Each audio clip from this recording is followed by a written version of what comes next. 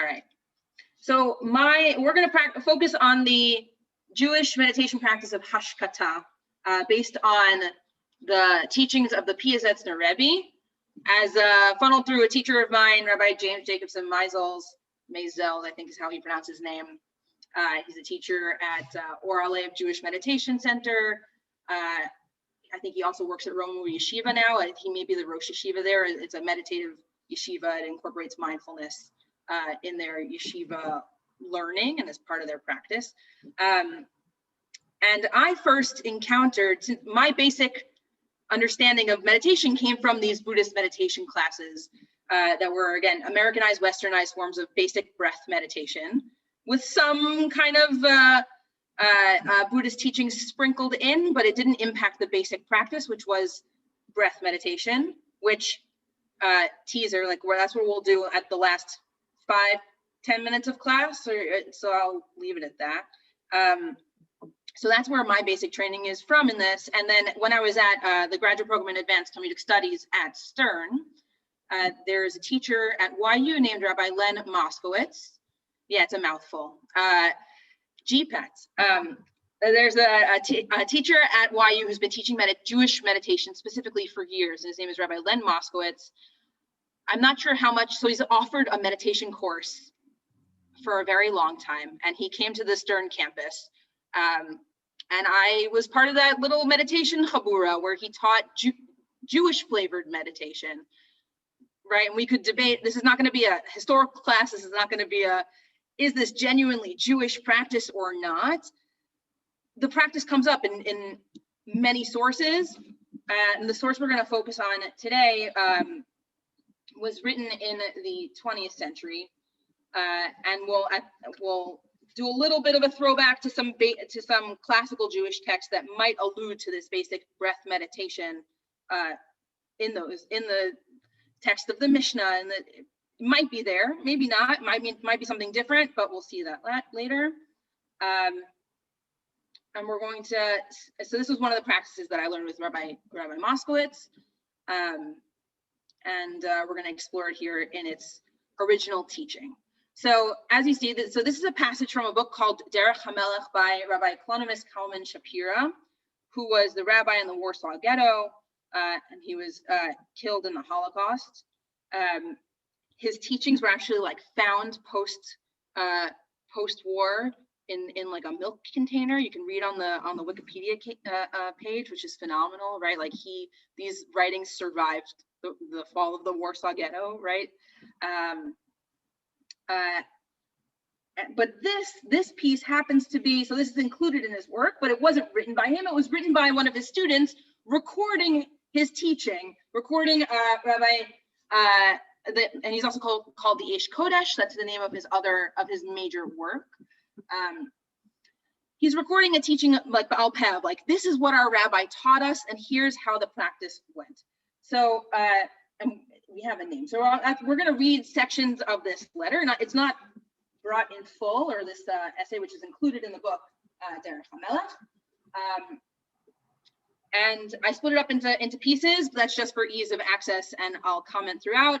Please feel free to, as I pause, to like ask questions, and hopefully, so I'm looking at the time now, it's 8:09. We're gonna go until like 8:50 if there's interest in, or depending on how the conversation goes, and then we'll pause and then practice some basic breath meditation, which again is not, we won't see it. Like there's a root of it in Judaism, there is a Jewish practice of it, but it's a basic breath meditation that is common in many meditation traditions and doesn't need to have Jewish flavor, but in this writing it's described with Jewish flavor, which I find really, really interesting. So and hi Daddy. Did you get the source sheet? Here's the link to the source sheet, and thanks for coming. Okay, so I'm reading in part 1. Inyan Hashkata. So Talmido Shel Admor Piasetzner, he's called the Piasetzner Rebbe, that's where he was from. We're calling him Kalman Shapira. Teor Adrachato Shel Admor Piasetzner, it's just a description of the instructions of the Piasetzner Rebbe. Lahaga'a lahashkatat hamachshava. Okay, if it's coming to arrive at quieting the mind, quieting the thoughts, v'haratzon, and quieting of desires, mitocha lekabbalat hashra'a elokit, right? And from this quieting of your thoughts and desires, okay, two pieces, that will bring you to having room for, being a receptacle for divine inspiration, right? So, right, the first two pieces could be basic meditation of any flavor, but the fact that they're saying this quieting technique is used in service of then allowing the divine flow to move through you and to connect with God, that's the Jewish piece, right? What's the goal of this meditation? This basic practice can be used for focusing on and then doing anything with it, but that's the Jewish flavor. Okay, so Inyan Hashkata Michtav Shekatav Achad Mitalmidav. It's a letter that one of his students wrote. Admor Kolonimus Kalman Shapira Mipiazetzna Mitoch Derech HaMelech. Okay, and it was written. This was written 1932 to 33. So he writes Bishnat. This is the student writing. Bishnat Tafresh Tzadivav O Tzadi Zayin. 1932, 1933. Be'et Shaiti Bechavruta Achad Im Yididi Avrech Hayakar. Nachman Zev Hashem Yikom Damo, right? So we're saying this happened in partnership with a friend of mine. We were both students of the Piazetzner Rebbe in these years. And he says Hashem Yikom Damo because, right, that's the background to this letter, right? Unfortunately, his friend did not survive the Holocaust. Zachinu Be'ezrat Hashem lehekera to be called El HaKodesh Pnima, because of my friend, we got to have this audience with our rabbi, the Piazetzner Rebbe, Hanal. He really liked that we learned together. He liked how we studied. So because he got called, I got called with him because the Rebbe liked our chavruta. Okay, so he got lucky. And that's where I first heard this idea of hashkata. The root of hashkata is, of course, what's the root? Shaket, right? Quieting, quiet silence. Okay, so quieting the mind, like pointing to my heart, which is okay, but quieting, both. Okay. Like, woe is me that I don't remember the whole thing, but I'll write about Rakmasha Eskor Hineni Kotev Limaskeret. So now I'm going to write what I remember. So now he describes the practice of Hashkata that was taught by the Piazetzner at that time. So Admor, he Chazal. So he began with a teaching of Chazal. So we're rooting it in classical text. So in Brachot Nun Zayin Amud Bet, Chalom Echad Mishishim B'Nevuah. A dream is 1/60th of prophecy. So when you sleep, we're said to have 1/60th of the ability of a Navi. So I'm just going to read and then we'll explicate. As is known in the way of the Rebbe, in his writings, in his books, ki hayeshut, beingness, that beingness or self or ego, shel ha'adam, of a person, hu mitnaged lahashra'at mimarom, is in conflict with or blocks divine presence, right, from the heavens. V'im da'ato u'machshavotav erim, and if your mind and your thoughts are active, as kashesh tishra alav hashra mimarom, and then it's difficult to have divine presence rest upon you, right? To have this kind of sense of prophecy or that divine, like communing with the divine. Okay, so this is what he's saying, or this is the understanding, is that the sense of self is what blocks our perception of the divine. Now you could see this theme in many mystical traditions, right? Of the need to empty yourself of ego in order for God to dwell in you, right? If the ego is taking up space, then there's no room for God. So if you can empty yourself, then you become a vessel for God. So he's teaching that the sense of self blocks our perception of the divine. When we're full of ourselves, there's no space for others, no space for God. But if we're empty and we can let go of the ways that we cling to our sense of self, then we can open up to the divine flow.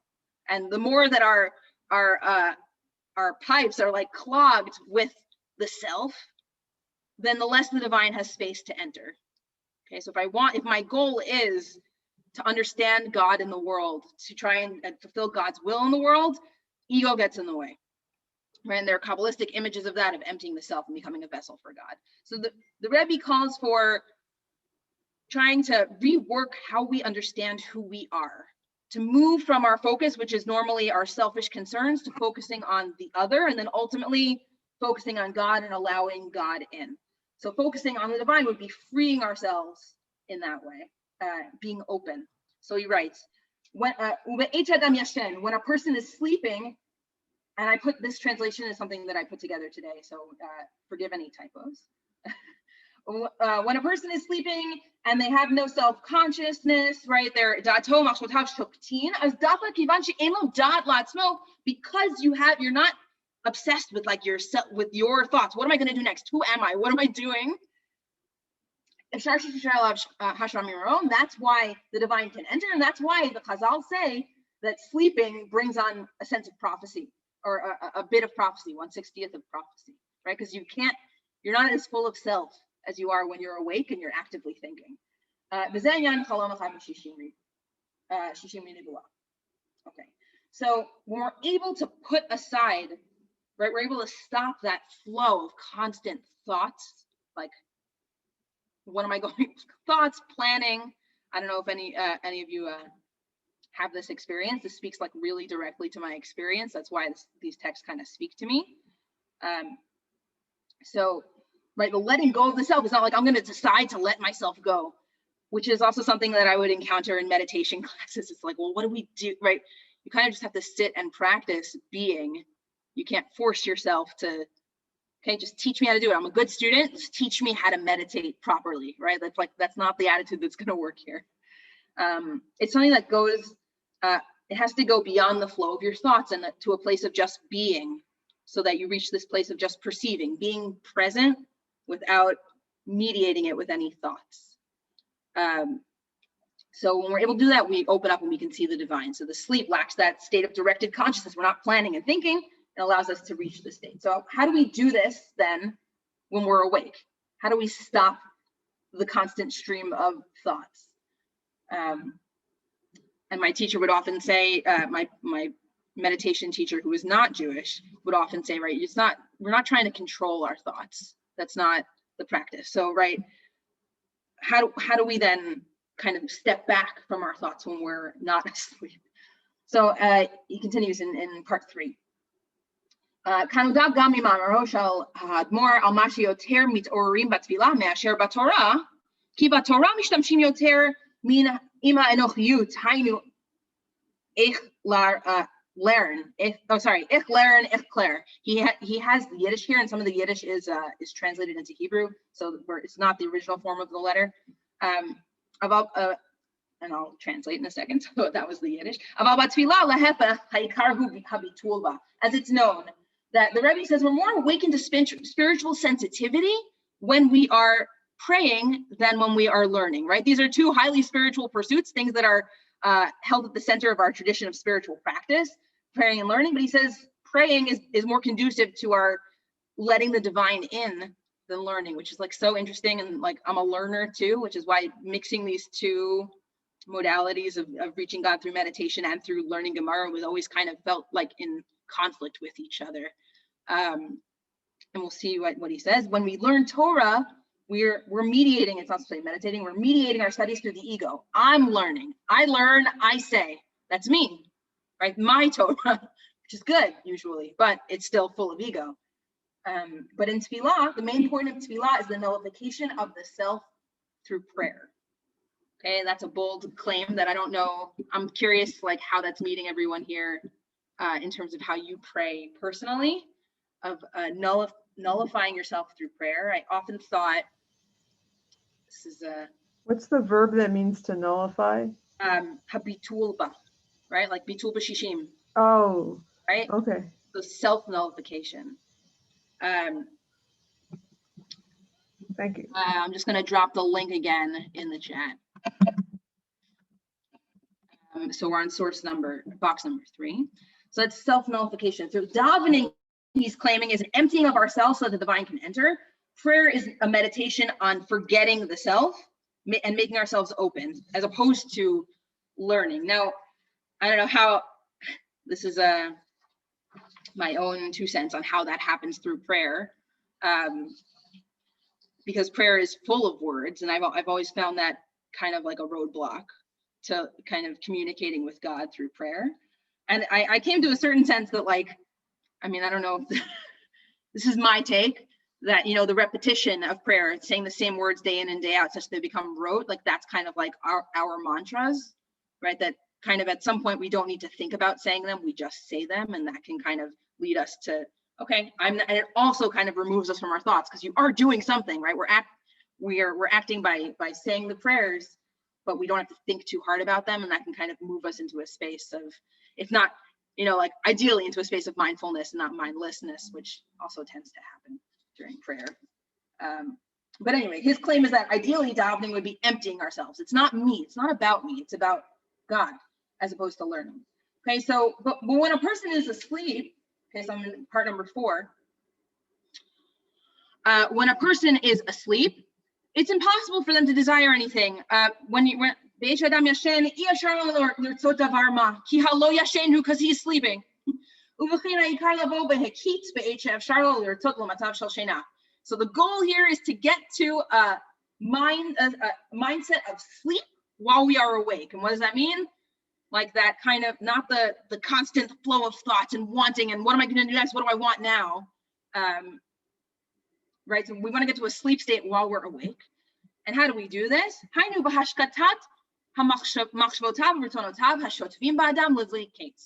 And how do we do this? By quieting one's thoughts and desires that are endless, usually flow through us endlessly. That's what thinking is. One thought complicates the next thought and complicates the next thought. And then you kind of have difficulty separating yourself from those thoughts. So what we need to do here, the goal that he's setting for us, is the quieting the 2 fundamental parts of ourselves which block us from divinity. And those are our thoughts, and which are our intellect and our mind, and the flow of our desires, our emotions. So if we stop for a moment to pay attention to the flow of our thoughts and to the way that our thoughts are constantly running, right, the images in our minds, the stories we're telling, our thoughts for the future, they give us no genuine peace, and that stops us from being present with what is now. So to our desires, our wants, right? We'll get upset that we don't get something in at one point, or even when we get something, we're moving on to the next thing about, well, why don't I have that? Or like, what do I do now? So we're full of, right, we're just constantly a chain of like wants, desires, thoughts. And with this flow, we can't actually be present in this present moment because we're thinking and planning. And thoughts are not a bad thing in his idea, because obviously, right, we use the intellect to learn Torah. That's a good thing, right? He's not saying that Torah is a bad model for reaching God. It is. It's one of our central practices. It's a good model. But tefillah, it's not, but it's full of self still. So desire, right? Desire also can be desire for God, desire for self-transformation, which is key to our tradition, and it's also a central principle for the Piasetzner Rebbe. But the problem is that we don't know how to separate from that flow of constant thoughts and desires. So when we don't pause, we begin to identify with all of our thoughts and desires, and that becomes who we are, right? That becomes our sense of self and how we build our sense of self. And that gets in the way of our closeness with the divine. So hashkata is not destroying thoughts. We're not controlling them. We're not quashing them. It's just taking a step back. It's a quieting of the noise. And you take a step back so that we are no longer identifying with the flow of thoughts and desires. And so we look at them from the outside, right? It's like we're noticing them. We see them going through our minds, but we aren't them. Right? Because the moment that you take a step back, and you see that there's a part of your mind that can also observe your mind thinking, you're like, oh, there's some space here, right? Like I'm not only all my desires and thoughts, and right, and it'd be kind of, he's going to get to this, but like it would be kind of like a lot. If we were every desire and thought that arose in our minds, we might think very differently of who we are, right? Like have many desires and thoughts and things that we don't identify with. So right, so taking that space and saying, hey, like there's another part of me that's watching this happen. So I'm not entirely them. They're there, but they're not me. And that's what he wrote, right? He said, the thoughts get tangled in one another and it's difficult for us to separate. So the hashkataza is this method for separating ourselves from the flow of constant thoughts. So he continues in part 5. Wait, should I pause for, hold on. So I'm gonna do 2 more boxes and then I'll pause for comments or questions so far. Okay, it's part 5. Right? If you look at all the thoughts as they are generated, even one day, right? Maybe you can try this practice at home, right? If you try and watch the thoughts that go through your mind in a day. I couldn't find a culturally sensitive way of writing this, so I wrote it in the Hebrew with italics, right? Then you'll see there's no difference between you and someone you might look at and say, hey, that person is kind of off their rocker, right? Like, right? If you, okay, רק בזה שהמשוגע עושה ומביא מחשבותיו לפועל, אבל מחשבותיו לעצמו הם אצלו ממש כמו אצל המשוגע. It's just the difference between me and someone I would say, hey, that's a little out there, right? That's not okay. It's just that those people, the mishuga, do what they think, right? They'll act on those thoughts, whereas we maybe might not. But we're having the same thoughts. So, right, taking a moment to notice that and saying, hey, these are human thoughts that are shared by everyone. You step back and you have like a little humility and you say, okay, this is human, but there's also a remedy to this, right? There's something that I can do about it. It's not like I don't need to be controlled by this. My sense of self doesn't need to be formed by the thoughts that come into my mind indiscriminately, right? And this practice of hashkata helps us observe and direct our thoughts, right? Not control them, but watch them and maybe direct them, mold them in a way. My meditation teacher uses a metaphor of like a puppy, which speaks to me too, of like when you're training a puppy to sit, right? That's how you train the mind, right? You're not trying to push the dog to sit, right? The dog gets up, you gently guide them back. And that's what we do with the mind. Okay, and he gives practical instructions, but we're gonna get to the meat of it. And he said that you should make it a habit to try and examine your thoughts, right? To see them, observe them for a while and periodically watch and see, like, and just know for yourself, like, what are the thoughts that are going through my mind? So that's the initial instruction, is to just make a practice, take some time and notice what are the thoughts that are going through my head, right? Without judgment, right? Not to say like, oh, I'm thinking bad things, right? That's a layer of judgment. The practice that my teacher would say, right?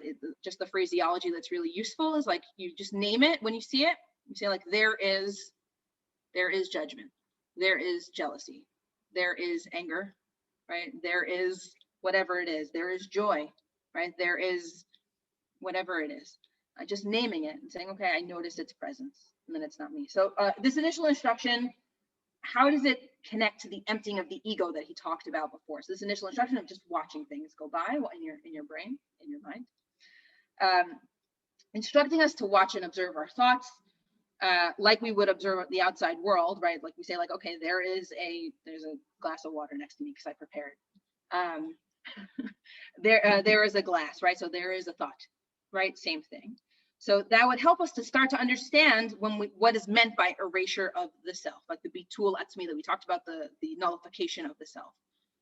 So it's harder to say I, right? We kind of let go of that sense of, this is who I am, this is what I think, this is what I feel, and that's what I am, when it's not clear what I is, right? We think I am my thoughts, I am my opinions, I am my feelings, right? And that's like which is also good. You're allowed to have thoughts and feelings, right? This is like others, but right, to identify with each one that arises is not healthy, right?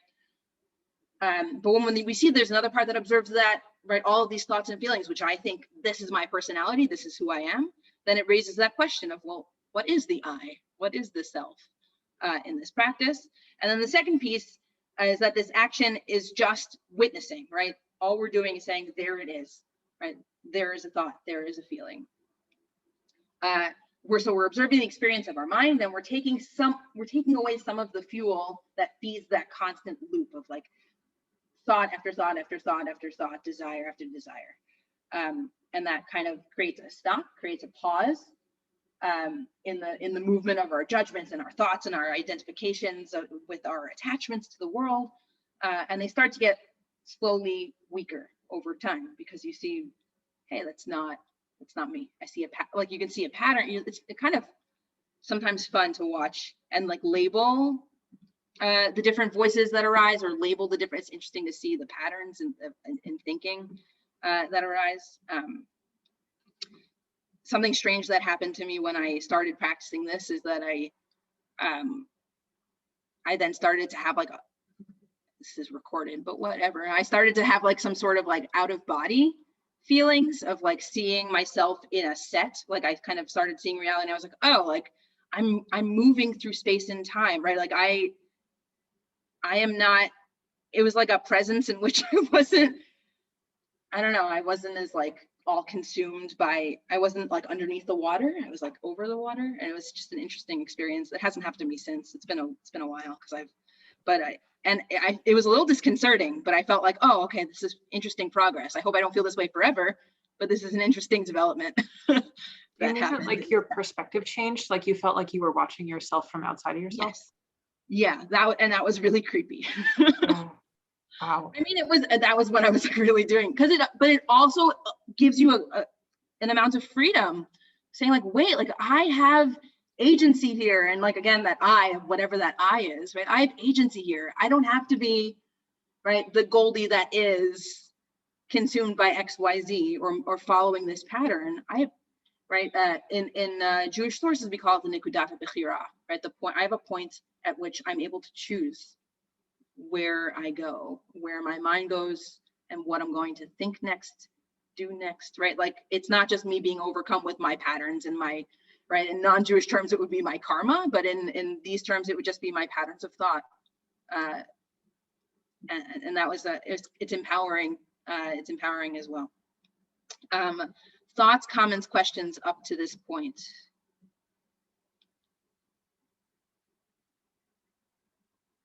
Anybody? Are you still with me? I have a question if nobody else does. Sure. How do you make decisions if you de-identify with your thoughts and feelings? Does that question make sense? I do understand that.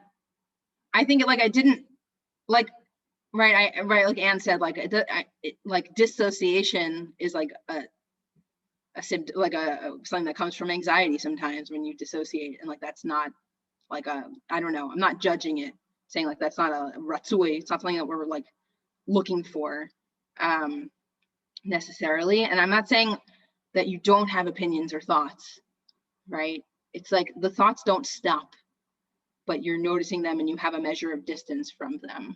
That was a weird dissociative thing that happened to me when I started to practice this, and then I went back. Like I thought about, okay, I need to balance this out. I didn't think that was ratsui, like a thing that I want, an end goal at all. And I don't think they're describing, like, certainly the PSS and Rebbe is not describing that as an end goal. I'm just saying it was an outcome when I started to try and practice this that was disconcerting. And then I moved back to try and center myself. Yeah. I think in some ways it's a means to recognizing that, like you said, you have a measure of control, but you also have a measure of control, and you have a measure of control over which thoughts you act on. Mm-hmm. It's not just each one that pops up and you go after each one. It's being able to give yourself some distance to say, that's a useful one, that's not a useful one. Mm-hmm. I'm gonna pursue that. Yeah. That one's a little scary. Let me maybe address what's going on there later. Yeah, totally. Right. So my teacher would often say, right, or he writes like also essays on this stuff, and he'll say like, well, there are different, right? when you're walking down the street and somebody starts, yelling incoherently at you, you don't stop and give them the time of day and like listen to it. And like, that's also some of the voices in your head, right? Some of the path or the lines of thinking in your head are kind of those people kind of yelling at you on the street. And you're like, okay, interesting. I'm going to move on, right? Like, you don't have to get obsessed with it and say like, actually, I'm going to go down this rabbit hole of whatever. I'm going to stop and pay attention. You would never do that. So like, that's what this is. And that's what he says in source number 7. And then Alana, I'll get to you. Through this, you start to feel like an emptying of the mind in a positive sense, right? Right? And that your thoughts stop from their flow, or their like endless flow.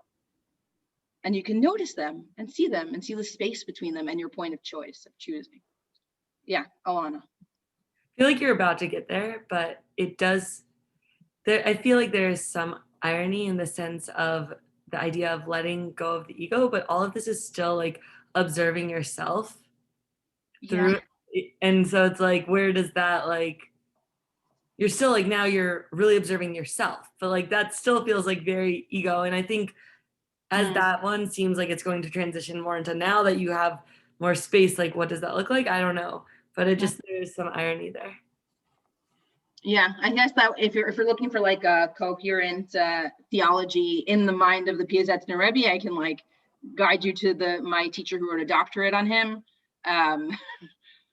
This is my personal take on it, right? But it's interesting to think about like, or philosophy of self, or in Chazal or in Chassidut, or in beyond the scope of what I am able to put together. But I hear you, right? I never could get really past that idea that God is always going to be mediated through the self. And that's something that I've thought about forever since I've been thinking about God. It's something if you want to talk about it sometime, I'd like to. Okay. So, and next we might notice the ways in which this practice runs counter to our normal way of being. So usually, right, like we were saying, like, well, then how do I make decisions in life? Or like, what do I do? Like, as Miriam was saying. So like, those are our identities, and they're even tied up with these choices that we've put a lot of effort into, and they shape our life, and they matter, right? Our work, like the people that we're attached to and invested in, the relationships we're invested in. And here, like, this is just a moment to step back from that constant mode of producing and creating a life for ourselves and saying, okay, actually, let's just observe this ebb and flow of our thoughts.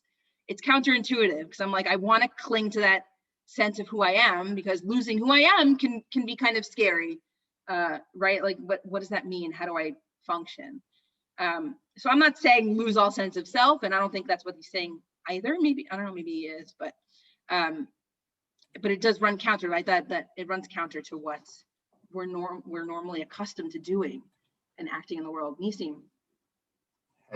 Actually, I have like one, I think, point to add to this. I think sometimes meditation, or having an understanding of, and being able to separate your thoughts, sometimes I feel like that provides me more clarity with myself, only because I think a lot of my emotions or my responses or the ways I think about things could be, the way I think about something, I could have picked up from somebody else, or I'm not cognizant of why I get so mad when I hear something. So sometimes, even though it's like my personality to be a certain way, when I do detach, or you can have a greater sense of self because you're more cognizant of, maybe I shouldn't react this way, and you're more aware of that. Right. Like, absolutely. I think there's a lot of like Western therapy technique here that's like that feeds into this. And again, everything I'm saying is mediated through all of my teachers, who were mediated through all of their teachers, right. And I'm with you. Like, it makes sense to me as well, right? Like, we can better understand our triggers and like what's going on and why am I acting this way, right. and then have that sense of choice. So totally, yeah. Okay, so in 8, he's talking about what we should do then. How do we get the divine to enter once we've done this quieting of the mind? Yeah, thank you. Thank you, Nisi. How do we do this quieting of the mind? And he says, then one should begin to say a verse, like pick one verse that will attach you to the divine, such as Hashem Elohim emet, like God, Hashem, our God is true, or Hashem, God is true. Kedei lekasher achshav rosho halal, so in order to connect your empty mind space to from mishar machshavot, away from other thoughts and towards machshava shel kedusha, towards one thought of kedusha. And you could pick any verse, but the quality of the verse should be something that connects us to holiness, to the divine. So we're shifting here from observation to cultivation of what, actively cultivating the content of what we're thinking in our minds. And this only works because we've opened that space. And he continues, and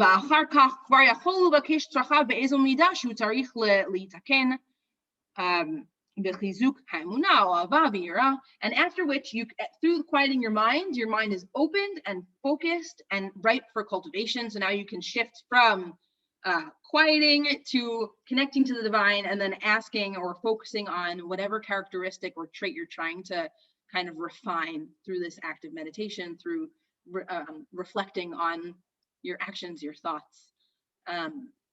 That could be chizuk emunah, strengthening your faith, or love of God, or fear of God, awe of God. Okay.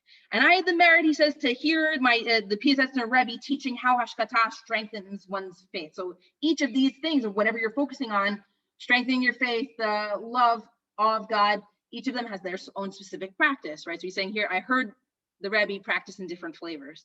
And he would say in his own holy words, and this is translated from the Yiddish, I believe with complete faith that the Creator is the only presence in the world, and there is no reality outside of him, and all the world and everything in it is just an emanation of God's light. So that's how he would shift from quieting to divine connection to this mantra that he picked for himself. So, I believe in full faith that God is everything, that the world is an emanation of God's light. And he would repeat this some amount of times, but he wouldn't say it forcefully, right? It's not like because the whole idea is to quiet one's thoughts, and statements said with great force are easily likely to awaken the ego inside of oneself, all the more so. So saying it, repeating it quietly, because it's not about you, right? And it's interesting, right? Like, how is it ever possible to really separate it from you? Teku for me, but that's what he's saying. Like, don't awaken, like you're not showing off, right? Don't sing it. Don't, except that he does mention a nigun that I brought for you, which is really fun because I found a recording of it sung by women. So I guess Kol Isha alert, but it's like a bunch of women. So totally, it would seem fine. There's no picture of them there. I also had the merit to hear him teach how to practice hashkata regarding love of God, and this was his wording. I just thought this was so beautiful. This is what he said, and it's like kind of haunting to be able to hear the prayers of this rabbi who was a leader in the Warsaw Ghetto and was killed in the Holocaust. And he would pray this way, like, I want to be close to God, maybe Hashem Yitbarach, and I would like to feel closeness to the great Creator, right? I like imagine like repeating that for yourself, or you can think of your own mantras of the midot, the characteristics, or what you would want to cultivate in yourself that might work for you. I find that prayer really powerful.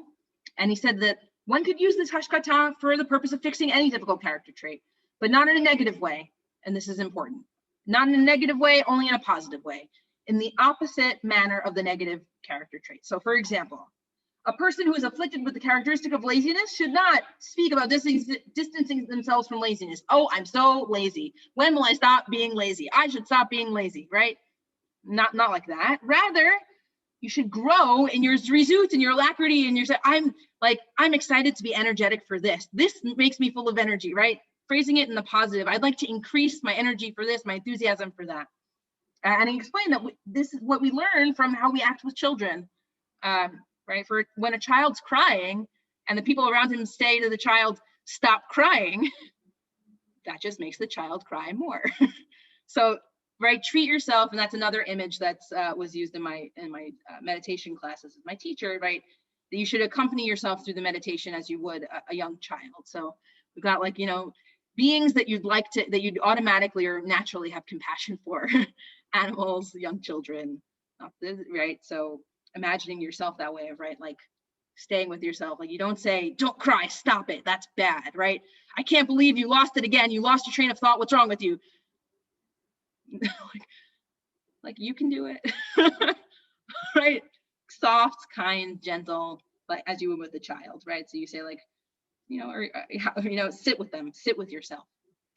So after this practice of hashkata, which is meant to bring one to a state of inspiration from above, he instructed us to say, Horeni Hashem darkecha, God, please show me your ways. And that's the nigun, using the special melody of the Admor of his melody. And how pleasant, how awesome was the sight that I merited to see and hear because of the aforementioned dear friend who brought me into this chavruta. Because right, I only merited to learn this because he liked my chavruta and he thought that we were a good learning match.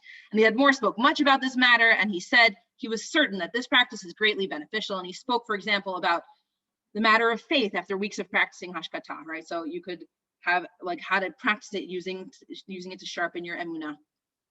And then when one says, "This is my God," ze eli va'anvehu, it will be like pointing with a finger, right? It's kind of like clear. As you practice this in connection with emunah, it'll be as if you could literally see God, right? That's what he's saying. It's so beneficial. It really heightens your senses. And you can see the midrash where that's quoted of like at the splitting of the sea, when people point, like Shifra point and see God and said, "This is my God." Like I sense and feel God's presence in the world, as is brought in the midrash. And for the first time we heard this, we didn't fully understand what he was saying, which I also think is like a beautiful touch here, right? We didn't really get what he was talking about, but after a period of time, we merited to hear it a second time and from his holy lips and with additional explanation. And he adjured us greatly to do this practice. He made us sit and practice. So that's the beginning and the basis of meditative practice, of mindfulness, this practice of letting go of the self, letting go of our identification with our thoughts and desires, observing them, being present with them, and then from that, with this practice of hashkata, using the quiet of the mind to cultivate qualities that we think will be useful for us and in the world. That's hashkata and the Piazetzner in short. There are a couple hints to this in our classical texts, and we'll just look at this briefly, and then we'll try and practice. So in the Mishnah Brachot, it kind of is a famously quoted Mishnah, oft quoted Mishnah. It says, how do we prepare for tefillah? You can't stand up to prayer. You should only stand to pray with seriousness, with a sense of solemnity, right? Like you should be in the right mindset. And Hasidim Arishonim, the early pious ones, first they would wait for an entire hour. They would come and stay for an hour before they would begin to pray, to prepare themselves, in order to properly attune their hearts to God. So that practice is often understood as some sort of meditative practice before prayer. And it would seem to be this focusing of the mind, this quieting of the mind, and then filling that quieted mind, that empty mind, in a good way, with kavanah for God, focusing on God, and like emptying of self, focusing on God. And similarly, we find quoted in the Shulchan Aruch about kavanot for tefillah.